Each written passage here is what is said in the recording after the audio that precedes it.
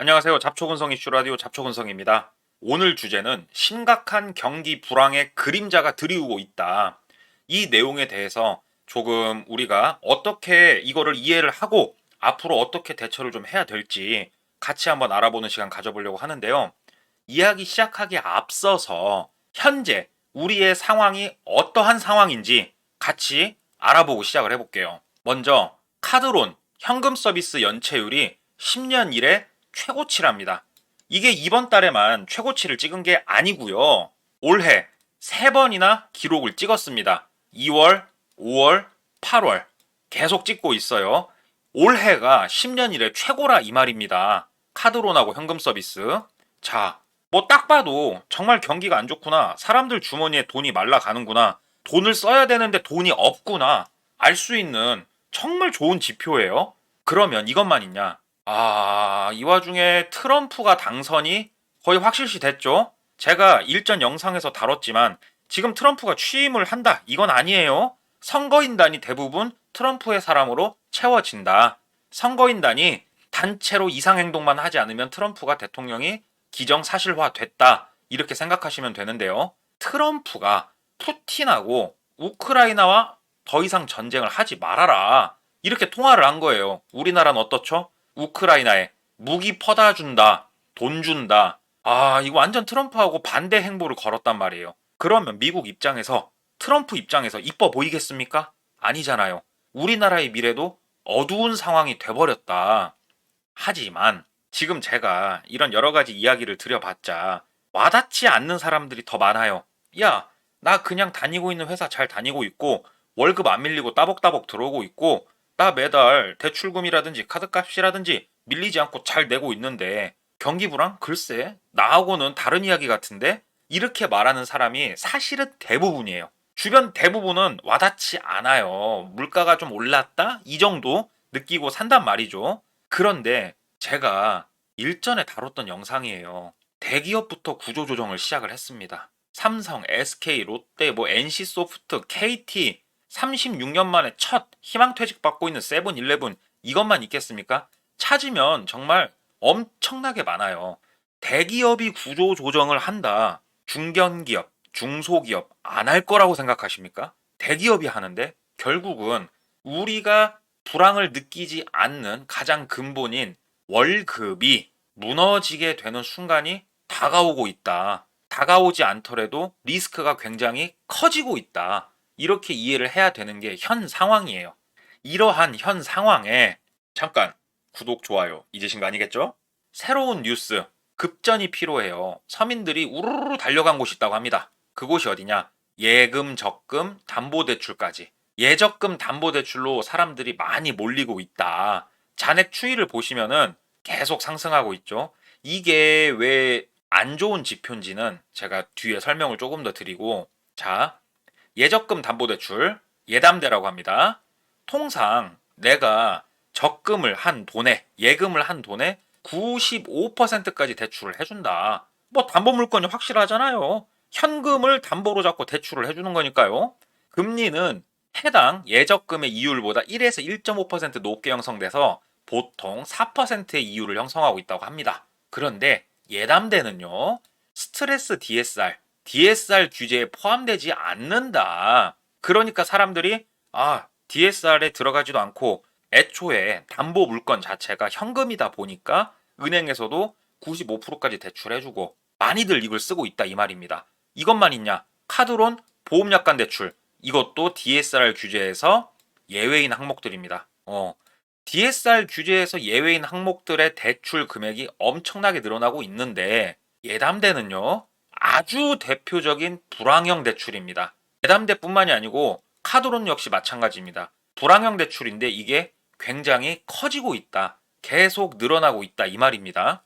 헌데 이게 늘어나고 있는 게 어제 오늘 일은 아닌데 왜 갑자기 뭐 새삼스럽게 이런 얘기를 하냐? 자, 앞서 보았던 그래프예요. 지금 보시면 계속적으로 상승을 하고 있어요. 그런데 문제가 뭐냐? 이때를 잘라서 보자고요. 주담대를 규제를 하기 시작을 한 타이밍들이에요. 이 이유가. 그런데 주담대를 막으면서 당연히 그러면 다른 대출도 좀 내려가든지 그래야 우리가 이해를 할 수 있단 말이에요. 왜냐? 우리가 주담대를 받더라도 돈이 부족하니까 뭐 70%까지 대출을 많이 해줬습니다만은 그 이상 돈이 좀 필요하니까 끌어다 쓴다.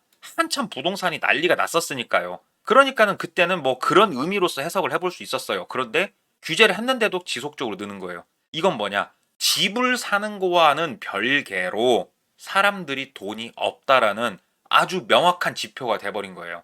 지금 그래프가 안 오르니까 별거 아닌 것 같죠? 보십시오. 2221억, 2322억, 와, 500억이 오른 거예요, 500억.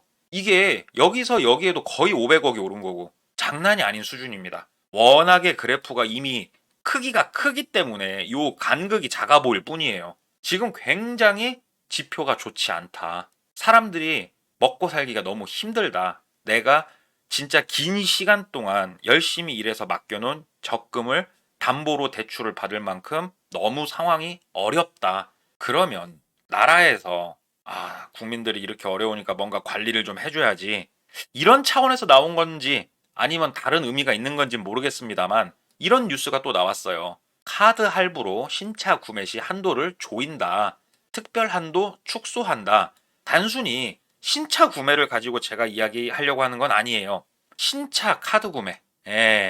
내년부터 신용카드로 신차 할부를 할 시에 특별한도가 축소가 될 예정이랍니다. 그동안은 최장 60개월, 최대 1억 원의 한도를 특별한도를 부여해가지고 차를 살 때 편의성을 봐주고 있었는데 이게 단순히 편하자고 해서 많이들 이용했냐? 그거라기보다는 DSR, 총부채 원리금 상환 비율, DSR에 반영되지 않기 때문에 이거를 많이 이용을 했었어요. 집도 사고 뭣도 사고 해야 되는데 거기에 걸림돌이 되지 않는다 이 말이죠. 하지만 그러다 보니까 가계부채 사각지대에 놓여버린 그런 건데 이거를 나라에서 틀어 막기 시작을 하겠다. 가계부채 사각지대에 있는 DSR에 반영되지 않는 돈들을 틀어 막으려고 시도를 하고 있다. 이렇게 이해를 해야 돼요. 단순히 신차 구매 못하게 막는다가 아닙니다. 그러면 이런 행위가 뭘 뜻하는 걸까? 우리는 좀 더 크게 어떻게 생각을 해야 되는 걸까? 들여다보면 주택담보대출 총액 상승폭은 어느 정도 잡혔습니다. 잡혔다기보다 못 받게 하니까 잡힐 수밖에 없었어요. 일시적인 겁니다. DSR 규제에서 벗어난 항목들은 오름세가 여전히 지속되고 있습니다. 주담대하고 별개로 지속되고 있다. 어렵다. 경기 불황이다. 사람들이 돈이 씨가 말라간다. 이렇게 생각할 수 있는 건데 현재 사각지대 항목들도 관리를 시작을 해버리겠다. 이 말은 뭔 말입니까? DSR에 포함을 시키겠다고 하면은 결국 주담대를 받기가 더 빡세진다. 나 집 같은 거 하나 사려고 하면은 차 한 대 사고 이런 것도 눈치를 봐야 된다 이거예요.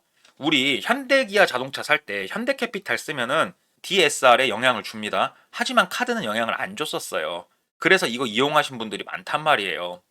그런데 그런 것도 전부 다 포함을 시키면서 주담대를 받기 더 빡세게 바꾸고 우리가 뭔가 돈을 빌리기가 더 어렵게 만들겠다라는 건데요. 이렇게 되면은 비싼 집은 사기가 어려워져요, 우리가. 비싼 집, 뜻이 뭘까요? 수도권. 수도권에 있는 집은 사기가 더 힘들게 유도를 하고 있다. 이런 의미도 분명히 있을 거라고 저는 생각을 하거든요. 그러면 비싼 집을 사지 못하면 어떤 집을 사야 될까? 투자 목적이든 거주 목적이든 그러면 비싸지 않은 집이 어디에 있냐? 간단합니다. 지방도시에 있습니다. 지방도시. 제가 누누이 말했죠. 지방도시 살리기 프로젝트에 돌입한다고. 지금 나온 이런 카드 관련된 것도 단순히 신차 구매가 어려워지겠구나가 아니다니까요. 아, 지방도시로 눈을 돌리기 위한 여러 가지 정말 상상을 초월하는 방법들이 동원이 되기 시작했구나. 그러면 우리가 그 다음도 좀 바라봐야 돼요. 서민들의 자금을 틀어 막았어요. 그 다음에 지방 문제 어느 정도 해결을 한다 쳐 봅시다.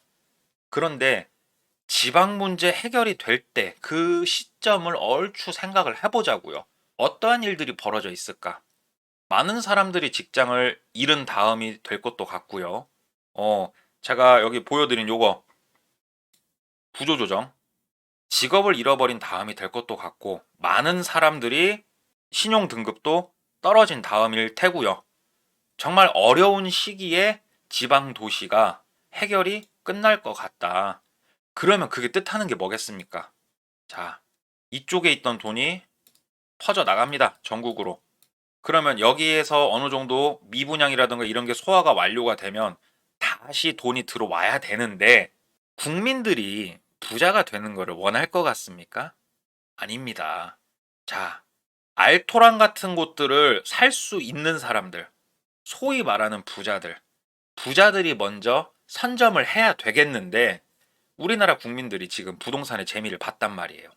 정보도 빠르고 아주 거칠 것 없이 달라들어요. 그러면 못 달라들게 막을 수 있는 방법은 무엇인가? 합법적으로 돈을 아주 씨를 말려버리면 돼요. 돈이 없게끔 해버리면 못 달라든다 이겁니다. 어디 방고충이 같은 애들이 못 달라든다 이거예요. 있는 사람들만 달라붙을 수 있게 된다. 지금 그러한 뭔가 시나리오를 짜고 있고 흘러가고 있는 상황이다. 이렇게 알 수 있는 뉴스들이었어요. 그러면 우리는 어떻게 대처를 해야 될까? 일단은 경기 불황 이거 장기화 될 겁니다. 트럼프가 집권을 했고 우리나라는 지금 삼성이라든지 이런 초대기업들이 아주 빌빌거리면서 기고 있는 상황이에요. 뭔가 돈을 벌 수 있는 어떠한 방법론 자체가 지금 많이 없는 상황이다. 그렇다고 뭐 자원이 납니까? 뭐가 있습니까? 경기 불황이 어느 정도는 장기화로 갈 거다. 그 상황에서 국민들은 엄청난 부채를 떠안고 거의 노예 수준으로 전락을 해버린다. 은행의 노예가 된 거죠. 당장 일을 하지 않으면 우리 집을 빼야 되는 거의 노예 수준으로 전락을 해버렸다. 이게 계속 갈 거냐? 아니다고 봐요 저는. 언젠간 이겨내고 다시 우리나라가 상승을 할 때 그때 가장 크게 재미 봐야 될 사람들이 기존에 돈 많은 기득권들 이 사람들을 위해서 뭔가 판을 짜고 있다라고 전 생각을 하는 거고 우리는 큰 거를 머릿속에 그리고 현금 비중을 늘리고 현금도 원화를 가져갈지 달러를 가져갈지 엔화를 가져갈지 아니면 금을 사둘지 뭔가 투자처를 어느 곳으로 향해 있을지 단순히 부동산만 놓고 생각하다가는 정말 이 기득권 기존에 돈 많은 사람들 주머니에 내 돈을 찔러 넣는 그런 상황이 올 가능성이 매우 크다고 생각돼서 새로운 뉴스를 기반으로 오늘 이야기를 전달을 드렸습니다. 자, 오늘 이렇게 새로운 뉴스를 기반으로 여러분들께 내용을 전달 드렸고요. 또 다른 뉴스들이 있다고 하면은 제가 잘 정리해서 전달 드리도록 하겠습니다. 구독, 좋아요 한 번씩 부탁드리고요. 아래 보이는 메일 주소로 일상생활 여러 가지 일들 제보 부탁드리겠습니다. 모두 즐겁고 행복한 하루 되시고요. 저는 다음 시간에 또 찾아뵙도록 하겠습니다. 이상 잡초근성이었습니다. 감사합니다.